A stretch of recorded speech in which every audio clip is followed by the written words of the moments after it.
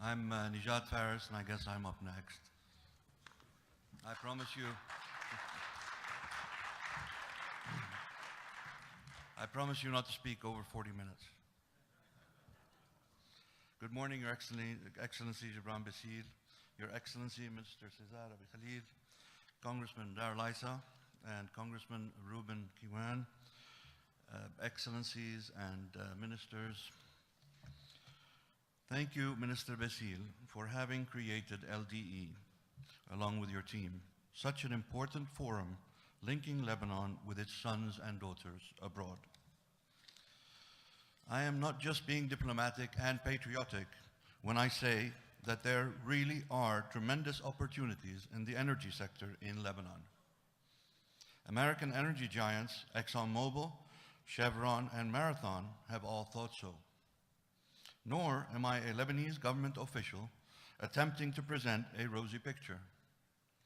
I am a businessman whose company provides oil field services, but also invests heavily in the oil patch. I live in Houston, a city that is a byword for energy. My perspective is that of an investor and operator. Fortune smiled upon Lebanon with a central geographic location, an enviable climate, a diligent, educated, multilingual population with dynamic entrepreneurs. Now, Fortune may be smiling again on Lebanon with the prospect of offshore fossil fuel reserves. The British company Spectrum conducted seismic surveys in Lebanon, and based on their data, it was estimated that Lebanon could have reserves of 96 trillion cubic feet of gas and 860 million barrels of oil in its exclusive economic zone. Although this potential isn't quite as impressive as some of our Arab neighbors' proven reserves, it is certainly respectable enough that as of earlier this year, 52 qualified companies submitted bids in this year's tender, as the minister mentioned. I'm going to present you with what I believe are some of the challenges, and I promise you some good news will follow. First of all, we need to remember that Lebanon does not yet have proven natural gas and petroleum reserves. The process of confirming the estimates is underway. However, the Lebanese government needs to manage the expectations of its people. A lot of work remains to be done before any benefits are realized. A second hurdle is that oil and natural gas prices have plummeted since 2014, making the economics for deepwater exploration projects less attractive. Fortunately, furthermore, the maritime boundary dispute between Israel and Lebanon unnerves energy companies. Another challenge is the need to build natural gas and petroleum infrastructure in Lebanon to provide a cost-effective way to distribute production.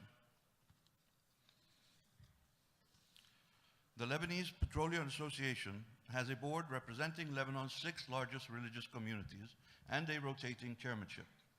If politics interfere with the LPA and the laws currently in place, Lebanon will have greater difficulty attracting investment capital. Now, I'm sure you're ready for the good news. The political challenges in Lebanon are not unique. Houston-based Noble Energy was initially blocked by the Israeli Supreme Court from developing the Leviathan gas field.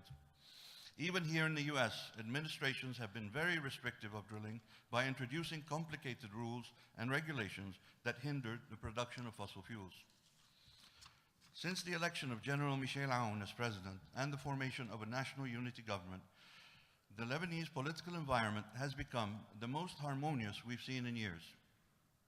Public pressure has mounted in recent years for better governance, and it appears the licensing of 5 of Lebanon's 10 offshore blocks will take place now. The announcement is expected before the end of the year. Another positive is that any international energy company investing in Lebanon will find a ready-made workforce. Lebanon might be new to natural gas and petroleum production, but Lebanese workers are old hands in this industry. For decades, they've been employed in engineering, oil services, and pipeline construction in the Gulf countries and beyond. On the economic frontier, energy commodity prices have seen wide, unpredictable swings over the years. Perhaps the delay in exploration will work in Lebanon's favor. As far as the lack of infrastructure, there is some hope. An offshore LNG facility would take only about 20 months to be operational. Ready infrastructure can expedite the natural gas production. We should follow Egypt's model in that it had facilities in place, and its Zohr gas field will go into production 2 years after discovery. In contrast, Cyprus lacked the infrastructure, and its Aphrodite gas field may go into production in 2020, 9 years after discovery.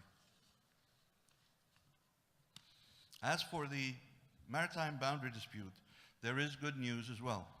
No international company will operate in a disputed area, either on the Israeli side or the Lebanese side. The continued mediation by the US government to resolve or reduce the size of the disputed area is imperative. But to keep this in perspective, it is less than 4% of Lebanon's claimed exclusive economic zone. We have a distinguished group of experts on the upcoming panels. I look forward to hearing and learning from their insights. Thank you very much.